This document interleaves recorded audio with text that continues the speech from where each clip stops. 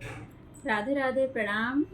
अपने YouTube channel पे आप सभी का स्वागत करती हूँ। आप सभी लोग कैसे हैं, कमेंट बॉक्स में ज़रूर बताइएगा। आज हम लोग बहुत सुंदर लाचारी गीत लेके आए हैं। आप लोग सुनिए, कैसा लगा कमेंट बॉक्स में ज़रूर बताइएगा।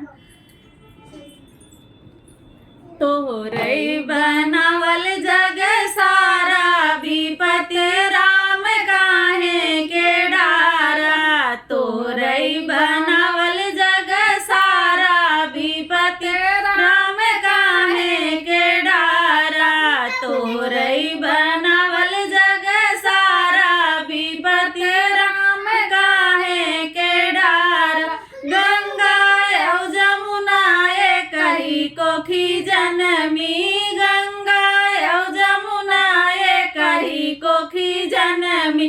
काहे बहे दुई धारा, विपति राम काहे के डारा। काहे के बहे दुई धारा, विपति राम काहे के डारा। तो रई बनावल जग सारा, विपति राम काहे के डारा।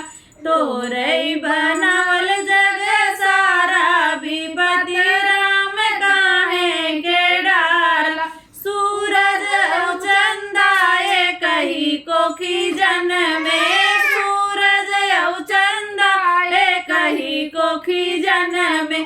काहे के उगई बारी बारी, विपति राम काहे के डारा। काहे के उगई बारी बारी, विपति राम काहे के डारा। तो रई बनावल जग सारा, विपति राम काहे के डारा। तो रई बनावल जग सारा, विपति राम काहे के डारा।